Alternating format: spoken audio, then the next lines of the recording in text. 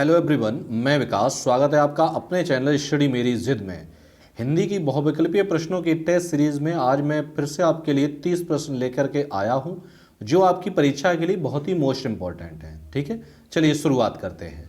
आपका पहला प्रश्न है कि महाधन ईश का संधि रूप क्या होगा। ऑप्शन ए माहीश होगा, ऑप्शन बी महीश होगा, ऑप्शन सी महेश होगा या ऑप्शन डी महिष होगा। तो महाधन ईश इसका आपका आंसर यानी ऑप्शन सी जो है वो आपका सही हो जाए, यानी महेश होगा। प्रश्न अगला है आपका कि धीरे धीरे शब्द में कौन सा समास है। ऑप्शन ए द्वंद्व समास है, ऑप्शन बी अव्ययीभाव समास है, ऑप्शन सी कर्मधारय समास है, ऑप्शन डी द्विगु समास है। तो धीरे धीरे शब्द में आपका अव्ययीभाव समास हो जाए, यानी ऑप्शन आपका बी जो है वो आपका सही हो जाएगा। ठीक है, आगे बढ़ेंगे। प्रश्न आपका अगला है कि अव्यवस्थित वाक्य खंडों में क्रमबद्ध वाक्य बनाइए और उचित क्रम चुनिए। क्या करना है, आपके क्रम से दिए गए हैं और इनको क्रम से लगाना है और एक वाक्य बनेगा।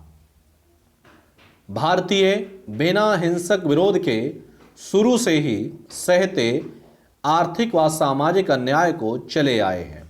Option A, option B, option C, option D. तो यहां आपका ऑप्शन जो है वो आपका डी जो है वो आपका सही हो जाएगा, यानी शुरू से ही आर्थिक व सामाजिक न्याय को बिना हिंसक विरोध के भारतीय सहते चले आए हैं। ये आपका वाक्य सही बन जाएगा।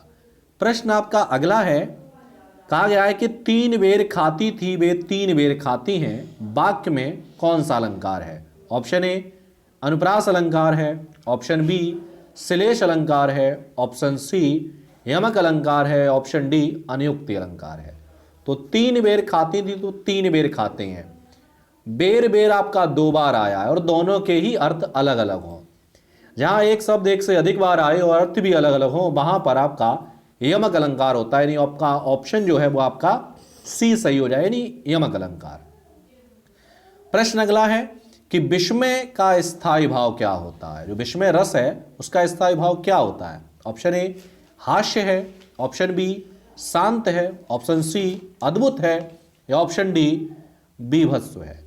तो यहां आपका विस्मय का जो स्थायी भाव होता है वो आपका सी यानी ऑप्शन अद्भुत सही हो जाएगा।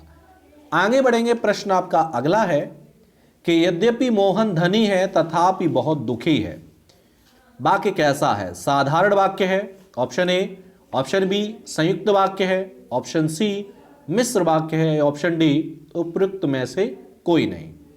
जब भी यद्यपि के साथ तथापि आए, जब भी यद्यपि के साथ तथापि आए, यदि के साथ तो आए, तो वहां हमेशा मिश्र वाक्य होगा, यानी ऑप्शन आपका सी है वो आपका सही हो जाएगा। ठीक है, आगे बढ़ेंगे। प्रश्न आपका अगला है, जिसके बराबर कोई ना हो के लिए एक शब्द क्या होगा। ऑप्शन ए विलक्षण होगा, बी अनुपम होगा, सी असाधारण होगा या डी लोकातीत होगा। तो जिसके बराबर कोई ना हो वहां आपका अनुपम हो जाएगा, ऑप्शन आपका बी सही हो जाएगा। आगे बढ़ेंगे। प्रश्न आपका अगला है, जंगल में लगने वाली आग को क्या कहते हैं। ऑप्शन ए वनाग्नि, ऑप्शन बी दावानल, ऑप्शन सी जठराग्नि, ऑप्शन डी बड़वानल। तो यहां आपका ऑप्शन जो है वो बी आपका सही हो जाए, यानी दावानल कहते हैं। जंगल में लगने वाली आग को दावानल कहते हैं, पेट में लगने वाली आग को जठराग्नि कहते हैं और पानी में लगने यानी समुद्र में लगने वाली आग को बड़वानल कहते हैं। आगे बढ़ेंगे। आपका प्रश्न अगला है कि राम की गाय चरती है, वाक्य में कौन सा कारक है। ऑप्शन ए कर्ता है, ऑप्शन बी कर्म कारक है, ऑप्शन सी संबंध कारक है, ऑप्शन डी अधिकरण कारक है। तो राम की, का, की, के, रा, री, रे जहां भी आए तो वहां आपका संबंध कारक होता है, यानी ऑप्शन आपका सी जो है वो सही हो जाएगा। प्रश्न अगला है आपका, अनुमान का विशेषण क्या बनेगा। ऑप्शन ए अनुमानित, ऑप्शन बी अनुमित, ऑप्शन सी अनुमानक, ऑप्शन डी अनुमित। तो यहां आपका अनुमान का विशेषण जो बनेगा अनुमानित, यानी ऑप्शन आपका ए सही हो जाएगा। आगे बढ़ेंगे। प्रश्न आपका अगला है कि इनमें से स्वर्ग का पर्यायवाची शब्द कौन सा है। ऑप्शन ए त्रिदशालय है, ऑप्शन बी त्रिविध है, दिव है सॉरी, ऑप्शन सी गौ है, ऑप्शन डी नाक है। तो यहां आपका ऑप्शन सी जो है वो आपका सही हो जाएगा। प्रश्न अगला है कि महादेवी वर्मा को किस पुस्तक पर ज्ञानपीठ पुरस्कार मिला था? Option A Neerja, option B Nihar, option C Rashmi या ऑप्शन डी यामा। तो यहां आपका जो ऑप्शन डी है वो आपका सही हो जाएगा, यानी महादेवी वर्मा को यामा के लिए ज्ञानपीठ पुरस्कार मिला था। प्रश्न अगला है कि सुमित्रा में प्रत्यय है, ऑप्शन ए आ प्रत्यय है, ऑप्शन बी अप्रत्यय है, ऑप्शन सी इत्रा प्रत्यय है, ऑप्शन डी त्रा प्रत्यय है। तो यहां आपका ऑप्शन ए जो है वो सही हो जाएगा, यानी आ प्रत्यय है। आगे बढ़ेंगे, प्रश्न आपका अगला देखेंगे। प्रश्न अगला है कि साकेत महाकाव्य के रचयिता कौन है? ऑप्शन ए जयशंकर प्रसाद हैं, ऑप्शन बी सुमित्रानंद पंत हैं, ऑप्शन सी मैथिली शरण गुप्त हैं या ऑप्शन डी नागार्जुन हैं। तो साकेत महाकाव्य के रचनाकार हैं वो मैथिली शरण गुप्त हैं, यानी ऑप्शन आपका सी जो है वो सही हो जाएगा। आगे बढ़ेंगे, प्रश्न आपका अगला है कवि मलिक मोहम्मद जायसी द्वारा रचित पद्मावत की भाषा क्या है? ऑप्शन ए ब्रज है, ऑप्शन बी अवधी है, ऑप्शन सी भोजपुरी है, ऑप्शन डी खड़ी बोली है। तो पद्मावत रचना की जो भाषा है वो आपकी अवधी है, यानी ऑप्शन आपका बी जो है वो सही हो जाएगा। प्रश्न अगला है दिग्दर्शन का संधि विच्छेद क्या होगा? ऑप्शन ए दिग प्लस दर्शन, दिक प्लस दर्शन, सी दिग प्लस दर्शन है, ऑप्शन डी दिक प्लस दर्शन। तो यहां आपका ऑप्शन जो है वो डी सही हो जाएगा, यानी दिक प्लस दर्शन, यानी का के बाद हलंत आना जरूरी है। ठीक है, आगे बढ़ेंगे। प्रश्न आपका अगला है कि शाह का उच्चार स्थान क्या होगा? ऑप्शन ए कंठ है, ऑप्शन बी तालु है, ऑप्शन सी मूर्धा है, ऑप्शन डी दंत है। तो यहां आपका जो ऑप्शन है वो आपका बी सही हो जाएगा। ठीक है, चलिए आगे बढ़ेंगे। प्रश्न आपका अगला देखेंगे और गद्यांश दिया गया है, इस गद्यांश को हमें पढ़ना है और इससे रिलेटेड जितने भी प्रश्न दिए उन प्रश्नों को हल करना है। चलिए पढ़ते हैं, इनमें से सही उत्तर चयन करना है, चिन्हित करना है। क्या हम बिना क्रोध किए शांत रह सकते हैं? बात तो क्रोध करने की है, पर अपने को शांत रखना ही योग है। इस महायोग की प्रवृत्ति हम स्वयं पैदा कर सकते हैं। महत्वपूर्ण है कि हम एकांत में बैठें, आस्था रखें कि हाँ मुझे शांत रहना है, मुझे किसी भी परिस्थिति में उत्तेजित नहीं होना है और मैं ऐसा कर सकता हूँ। अतः एकाग्रचित होकर दृढ़ संकल्प शक्ति द्वारा हम शांत रहने की प्रवृत्ति को अपना कर क्रोध पर काबू पा सकते हैं। शांत रहने का मार्ग अपनाने पर हमारी दुनिया बदल जाएगी और जीवन अधिक आनंदमय लगेगा। हमारे चेहरे पर नई चमक, कार्य में नया उत्साह, हृदय में निर्मलता एवं शीतलता का स्वयं अनुभव होने लगेगा। बिना श्रम के, बिना किसी खर्च के, किसी उपचार के बिना ही पाचन क्रिया स्वतः ठीक होने पर छोटे मोटे रोग दूर भाग जाएंगे।